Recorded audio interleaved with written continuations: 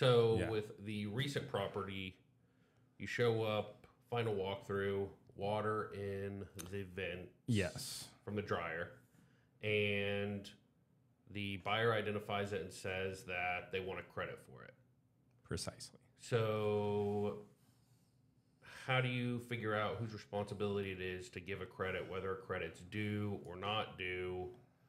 Do you go back to your seller and just encourage them to give a credit right off the bat? Do you tell the buyer as is, take it? Like when you have a change in condition, final walkthrough like that, what's the workflow? Well, what made it a caveat was that we didn't know if it was like that from the start of when they went under contract and their home inspector just missed it, or if it was something relative to the hurricane. So if you cannot prove that it is a change in condition, meaning like if they don't have documentation, if they don't have a report, if they don't have pictures showing that it was never like that, then they can't prove that it's a change. So it seems to me like they're not entitled to anything, because the seller can say, well, it's always been like that. It was like that from your initial showing, and the buyer can't prove otherwise. Not entitled to, yes. And yes, we could have held them over. However, being transactionally brokered by this, it's let's get it to the closing table, understanding to try to make everybody happy. And luckily, I have great sellers that are wanting to make deals happen, and fully explaining to them that something like this could happen. And essentially, it was a drop in the bucket next to the bigger piece of the pie that they were about to receive. That if we can do this, they're probably not happy that the buyers probably aren't happy that they need to possibly fix something. The sellers aren't necessarily happy that they're needing to give up money. However, it's a compromise, and it got everybody to the closing table without more involvement. Same day. So they did the walkthrough on the day of closing. Yes. Yeah. Which is also a lot of times problematic because, one, you've got like title companies and notaries and wires that all have to get distributed and facilitated.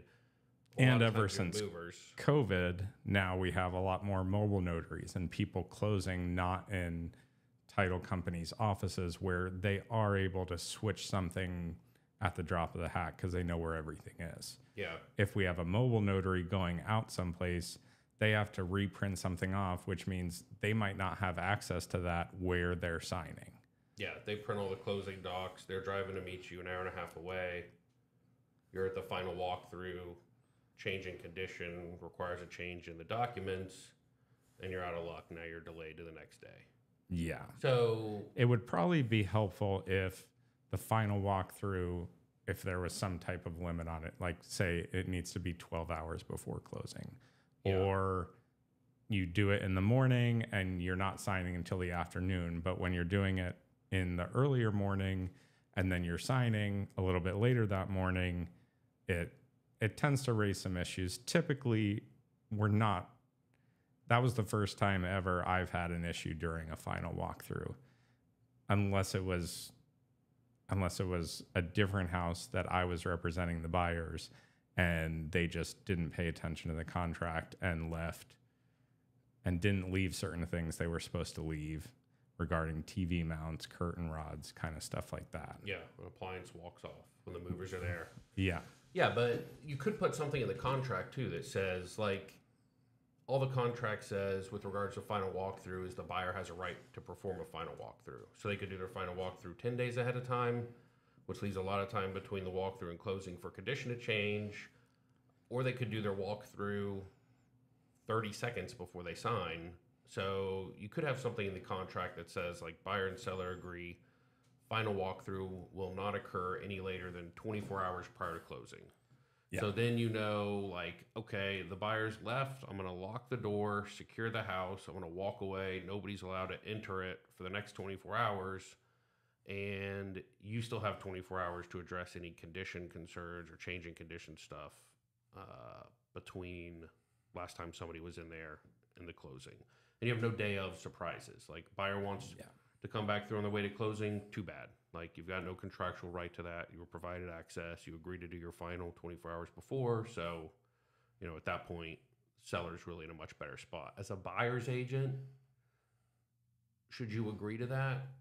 I mean, it's probably fine. If you're under contract for 30 days, the likelihood of something happening in the last 24 hours, like at that point. I think this closing was a little different because we did have a tropical storm roll through the night before. Yeah. So wanting to do it the morning of, after that had rolled through, made a little bit more sense. Yeah. So talking about tropical storms, and we've got another one right now in the Atlantic. Kirk? Maybe. Captain Kirk is out there. Just had one roll through. We always have them. And pretty much everybody knows by now, I think, on the real estate side, like if there's a hurricane in the area, bind insurance, bind insurance, bind insurance. Because that's what usually trips everybody up is you didn't bind insurance and now it's within, 3-4 days. Other things that happen is you get appraisal reinspection triggers. So the appraisal happened 3 weeks ago. Closing is this week, but a tropical storm came through last week. The lender is going to want the appraiser to go out and put new eyes on the property and make sure that the roof didn't blow off or, half of the house didn't collapse. It's not flooded. But it's typically one of those outside inspections. They don't really come inside to look at it. They just want to make sure inside. Yeah, that the house is still standing and everything is in, proper condition. Yeah. But the other things, so we talked about... and they were, so because we had the closing so close to this tropical storm, which was in actuality a hurricane further away from us, but we kind of had the edges of it, was title was worried about the lender not releasing the funds because of the hurricane being quote unquote in the box. Yeah. Luckily, we were a little bit farther away and everything had been cleared to close for pretty much over a week at that point.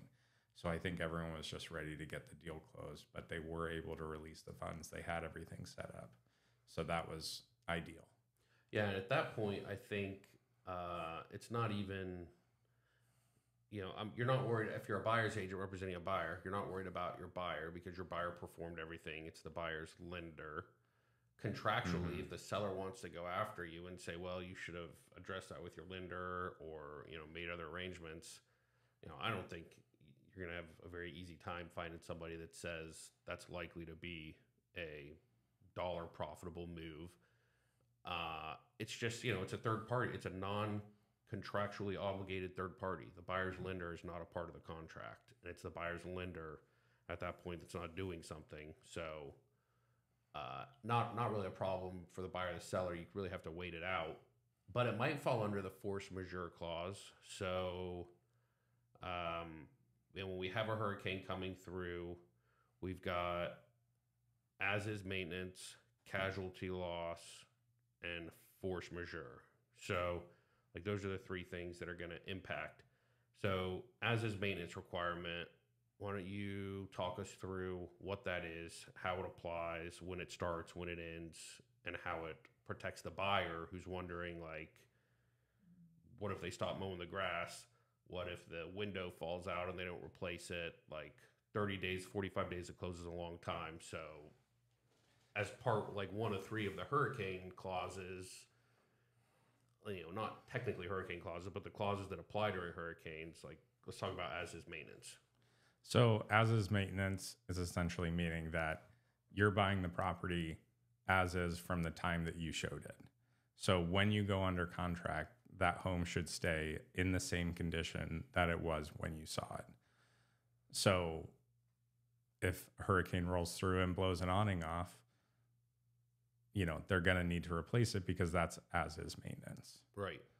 So that falls into casualty loss, which the seller says, well, look, I don't mind putting an awning back on my $500,000 house. That's not that big of a deal, but a tornado just came across Lake Conway and ripped off 2 of my bedrooms. And I don't feel like, and I'm not going to put 2 bedrooms on. So where do you draw the line on, with regards to delivering the property in the same condition it was in before an event, after event? Where's the line in the sand there? The seller is responsible for 1.5% of the purchase price towards this casualty loss. And either party Can walk away. if it exceeds that. Yeah. So if less than 1.5%, whether the seller wants to do it or not, it's a seller's obligation to get it done. Yes. So the buyer has peace of mind. They're buying $1 million house. Anything that pops up, as long as it's 15 grand or less, to remedy fix. So like pool pump goes out, refrigerator crashes, garage door falls off the hinge. Like, doesn't really matter. The buyer shouldn't really be concerned as long as you do a good inspection and you have an accurate baseline. Which, going back to the deal we were talking about, like they didn't really have a complete baseline, because now you've got this item shows up at walkthrough and you're like, I don't really know. So like you need to have a good baseline. But as long as you have a good baseline, $1 million house, you got $15,000 that the seller either forks up and fixes whatever it was, or pretty clearly they're going to be on the hook for it in a lawsuit. And then if it exceeds 1.5%, what are the options that a seller has if they say, look, I don't want to go spend 100 grand. My house just flooded in St. Petersburg. I don't want to spend $150,000 fixing that. Well, if they're under contract to a buyer, what are the seller's options at that point? It's a great question. What? Give them 1.5% and they still close on the house, which they're not going to do. Well, so the seller can walk. Yeah. The seller can terminate, or the buyer can terminate, or they can escrow 125% of the anticipated repair costs. So $100,000, you put 125 grand into escrow. Escrow holdback. Kind of, essentially. Yeah. And they, go and make the repairs. Whatever the actual cost is reduced out of that. The balance goes to the seller. Mm-hmm.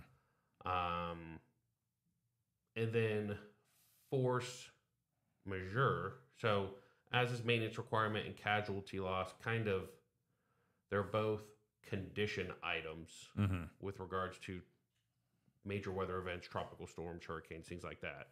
Force majeure, fires, floods, mudslides, big major events like this, regards or speaks more towards the timing of and things. Not the drink, the mudslide, an actual not mudslide.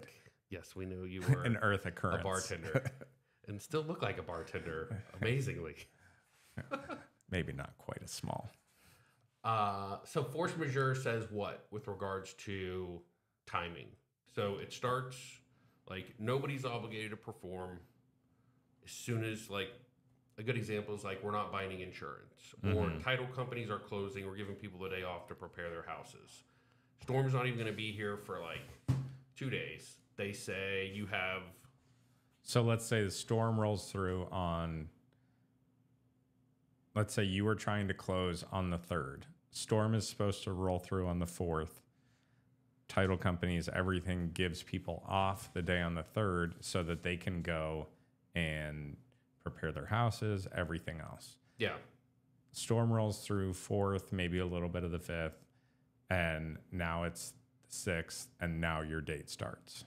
You have 7 days from that date after it rolls through. You have 7 days from when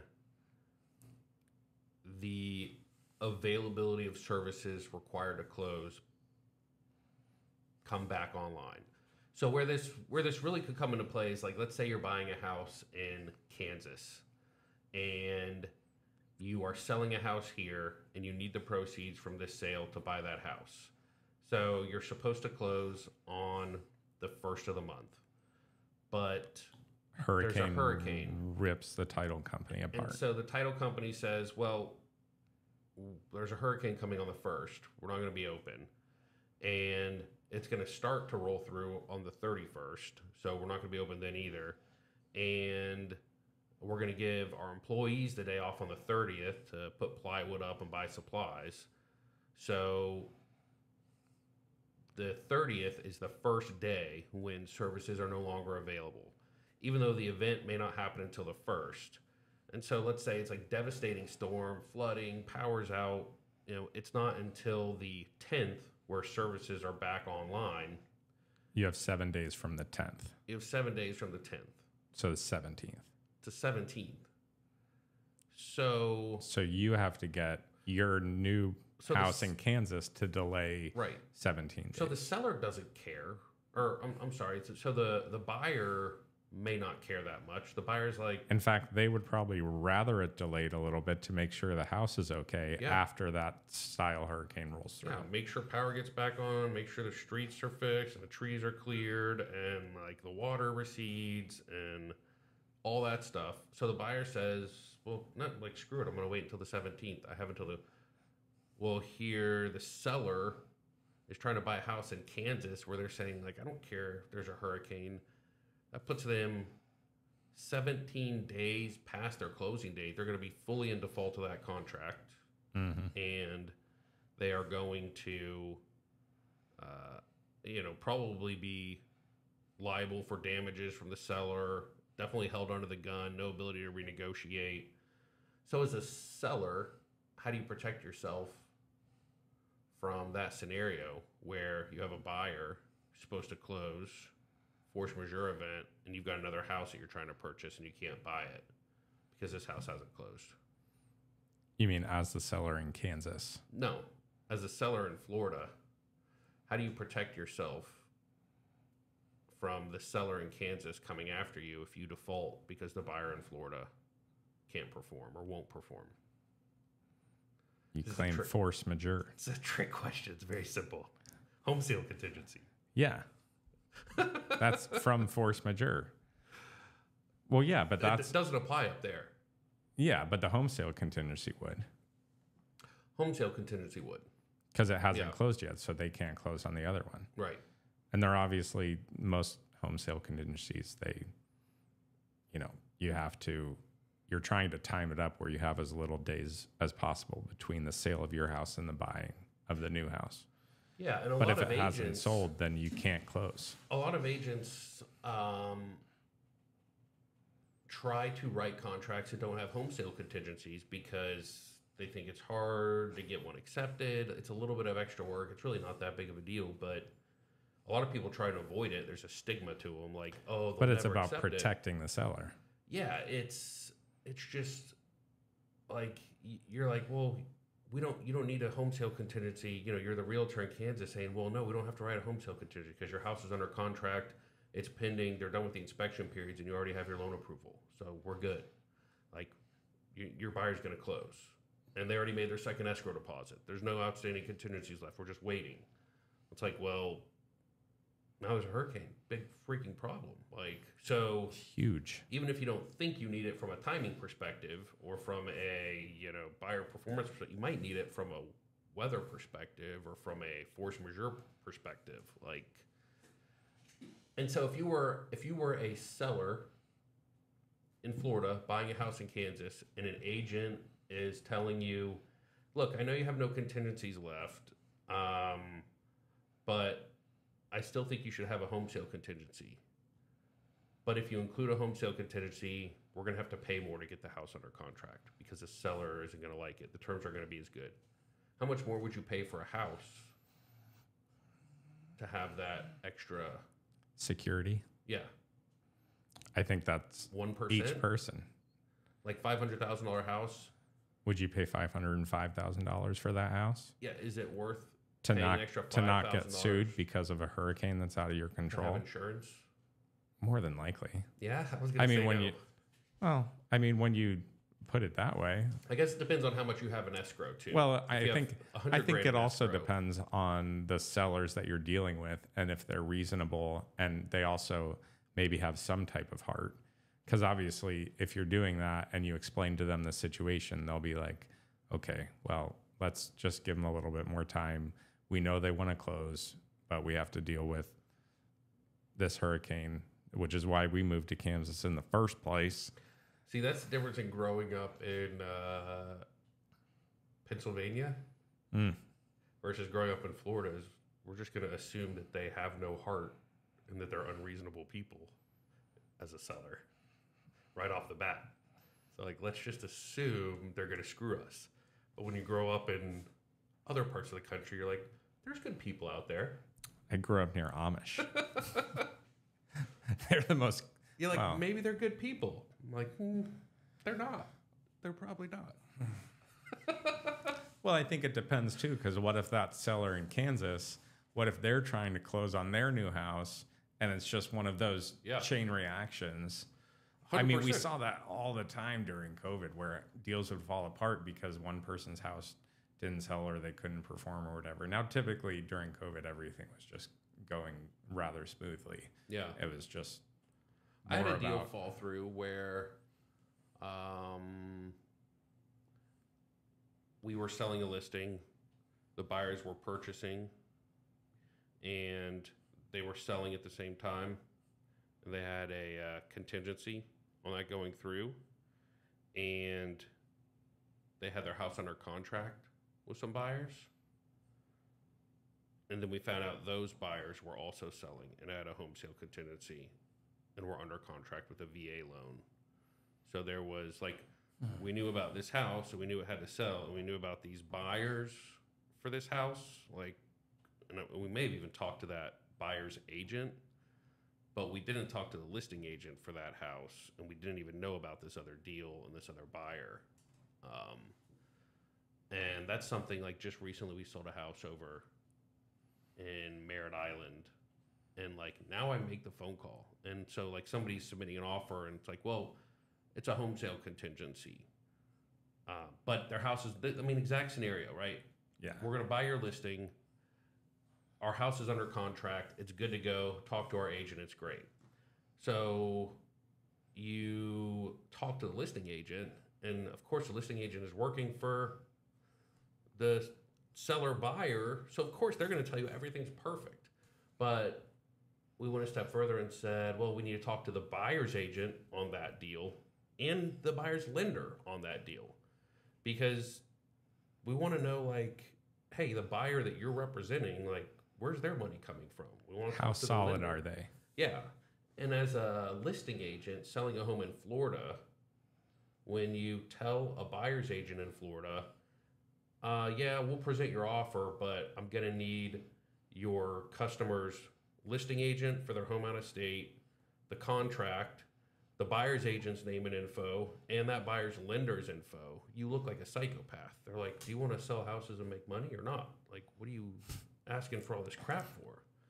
But if you don't do your homework and vet those deals properly, then you're never. Then are you really representing your seller in the right way? You risk sitting off the market for 30 days. Then they're like, oh, we need 10 more days. And they're like, oh, we need 5 more days. And then you're like, all right, what's going on? And then you find out all this other crap that you could have figured out day one, digging deeper. But yeah, home sale contingencies, good call. Other stuff that came up in that deal,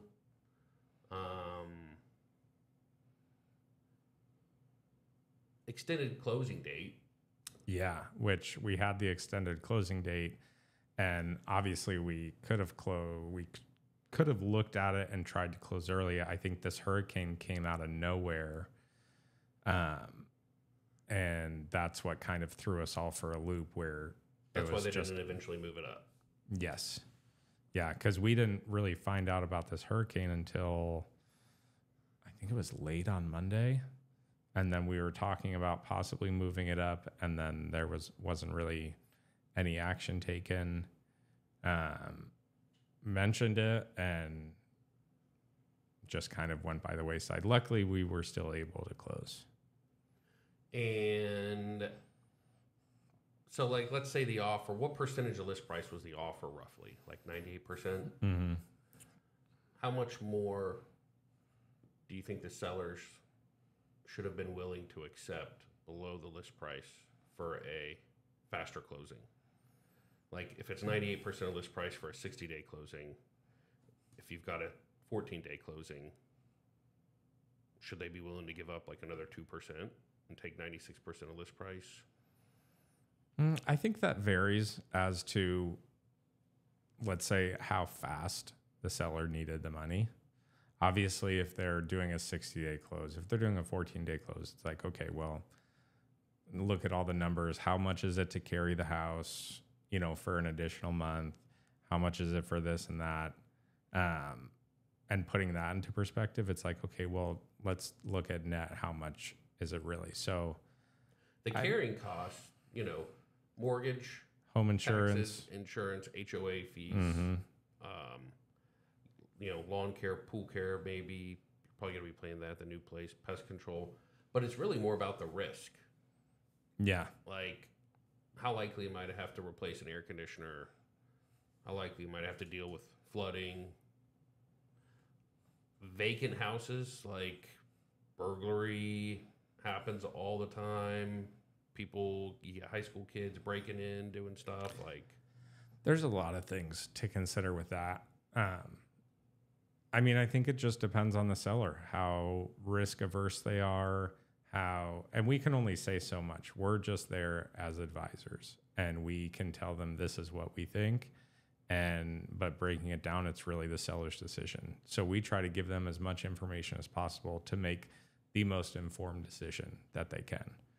But that's the tough part, is a lot of people get angry at us, but we're not the decision makers. We give them all the information, and then it's really the sellers, or if you're representing the buyer's decision on home price, contingencies to waive, contingencies to have, all of that. So the more we can inform and have better conversations with our buyers and sellers, I think the better off as a community of agents that we would be. Mm-hmm. If we just sit down with them at the start and tell them this is what's going on, and let them know as many, risks, advantages that each one of these has given each person's situation. But at that point, it's down to the seller. You, as an agent, obviously you're like, yeah, let's take a little bit less. Let's get this deal closed and move on to the next one. Mm-hmm. However, not because you want to close it fast, but just because there's so many other risks involved with a longer closing. You talk to the seller, it's like, you tell the seller, like, look, your house might catch on fire, it might get broken into, or the buyer might lose their job over 60 days.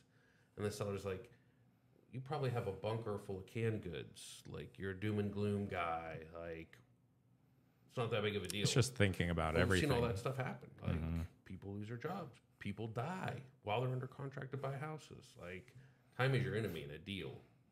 So I had a listing right at the start of the COVID craze, before it wound up being good in real estate. And it was crazy to just try to figure out showings. Yeah.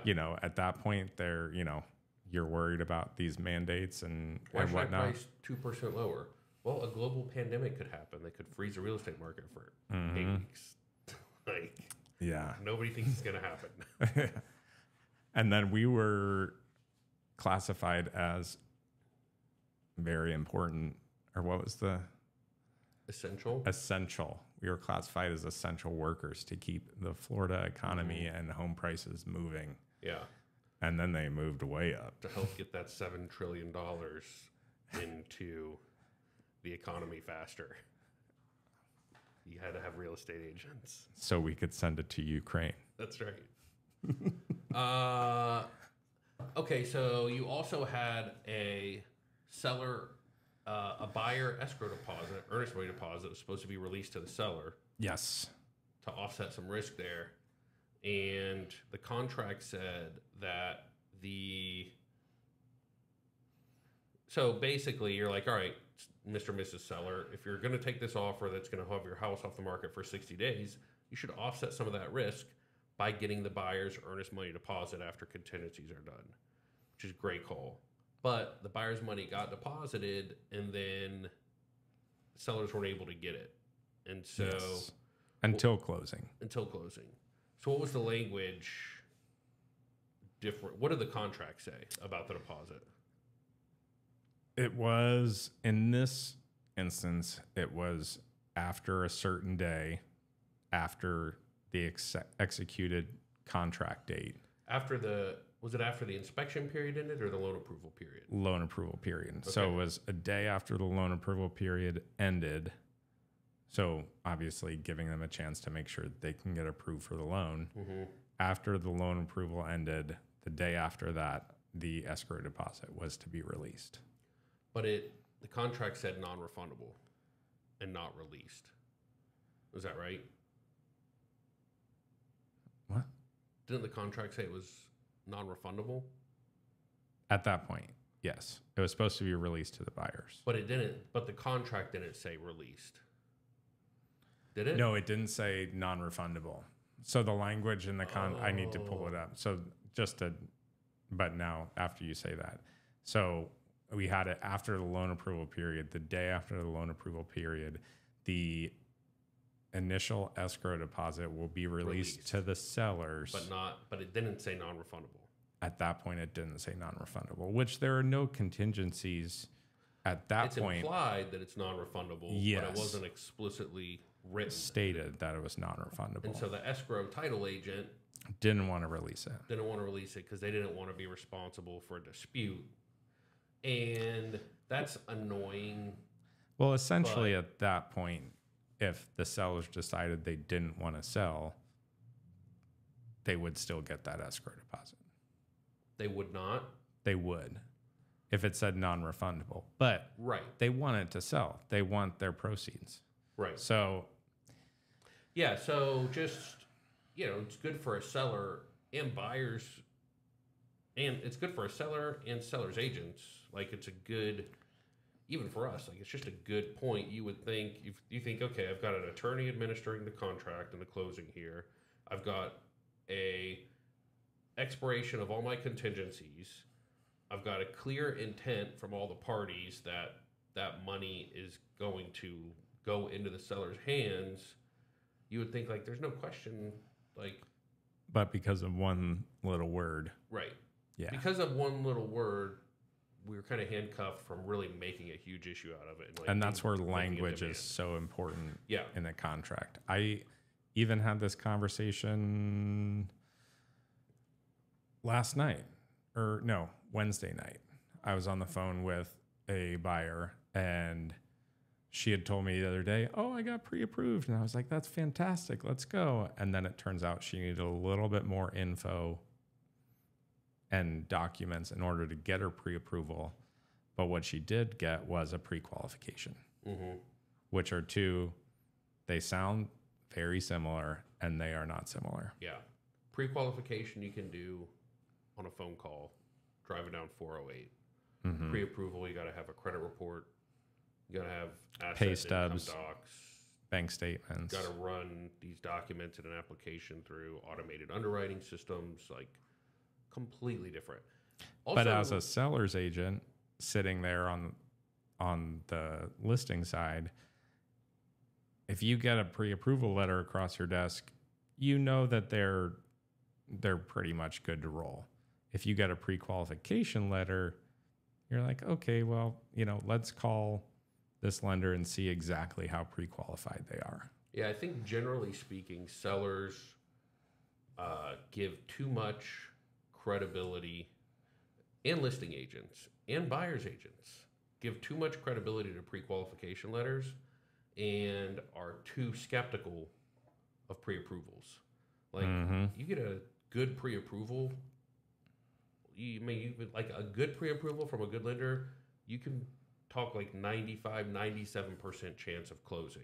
Like, appraisal excluded from that piece, right? Like, the appraisal is critical to that. But take the appraisal piece out of it, like, not exaggerate. 95, 97% likelihood you have to have something like that was completely misrepresented, omitted from the application, that was just, an egregious error. They get fired from their job mid-contract. Yeah. Rare events. But I don't think most of the market looks at those two that way. Most people see them as interchangeable. Most people see a pre-qual just as good as a pre-approval. Most sellers see a pre-approval and think, well, they still have to go and get approved for their loan. It's not. It's also insane coming from a buyer's agent perspective on this, though. and from a listing side, if I'm listing a property and I get an offer roll across my desk and there's a pre-approval letter, and then all of a sudden, next thing I know, I'm getting a call from the lender talking to me about, hey, they're solid, explaining the situation, trying to tell me how solid they are. It gives you a little bit more peace of mind. Yeah. And it's helpful just that, and it happened a lot more. I think it tends to happen from a buyer's agent side on this and dealing with it in multiple offer scenarios. They're much more likely to call and say, hey, this is solid, because they want you to get the deal, because obviously if you get the deal, then they get the loan. Yeah. So it's really that instance that I think it helps out a lot. But I think even if, let's say they're the only offer rolling across and they give you a call, it just gives you that little bit more peace of mind that you're in turn able to give your sellers. Again, it's that information that makes it easier for them to make a decision. Yeah, what's crazy is it's also like, as a real estate agent, you're like, especially when you're starting out in your career, and maybe, for me, maybe the first decade of my career, you're always like, where's the next opportunity going to come from? Like, I have to lead generate, I have to market, I have to prospect, I have to network, I have to ask for referrals. Like, you're trying to build people only sell their home once every 7 to 12 years on average. And like, to make a decent living as a real estate agent, you need to sell like 20 houses a year. So you got to know so many people. You have to have such a big pipeline. And so as a real estate agent, like, you just become very fine-tuned with like nurturing opportunities and looking for opportunities to network and find people who can use your services and benefit from hiring you. As a lender, you also have to lead generate. You also have to find opportunities. And when you have one of your borrowers that gets under contract, it's so different. Like, imagine you sell a house for somebody and they're like, hey, by the way, you did such a good job selling my house. I'm going to refer you 6 more people that want to sell their house every single year for the next 15 years. You'd be like, oh my God, I'm a genius. This is amazing, incredible. Like, winning the lottery opportunity. As a lender, That'd be ideal. That's what every real estate agent is. Every real estate agent you get to do a deal with as a lender is someone who's going to be selling like 6 to 10 houses a year on the buy side and referring you deals. And then they get an opportunity, not only like do a lot of them do a horrible job, but then you get an opportunity where your borrower gets under contract with a listing agent who you know for a fact is like a seller who's going to refer you 6 deals a year if you close them. And they don't even pick up the phone to be like, hey, looks like we're going to be working together. Nice to meet you. Here's like, some of them do what? 30% do that maybe? Yeah. I mean, I think, and a lot of times it's either the big companies that have been around, or not necessarily the big companies, like the banks, they're not going to do that. Mm-hmm. But it's more of like the local lenders that are doing that, or people obviously that are hungry and wanting to grow their business. Yeah, it's either like you're doing huge business, you sponsor all the realtor events, all the realtor magazines, all the mastermind classes, like those lenders that have systems. Mm-hmm.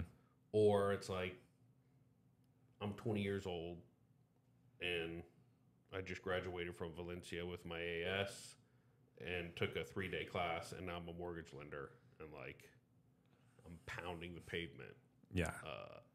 You're willing to go above and beyond for your clients. But I mean, I think we had obviously an influx of real estate agents during, COVID and everything. Mm-hmm. And obviously we're dealing with some of the backlash from that now. But I saw a stat. I saw a stat yesterday that said 70% of agents have not sold a home in the first half of 2024. Yeah, I saw one that said like 80%.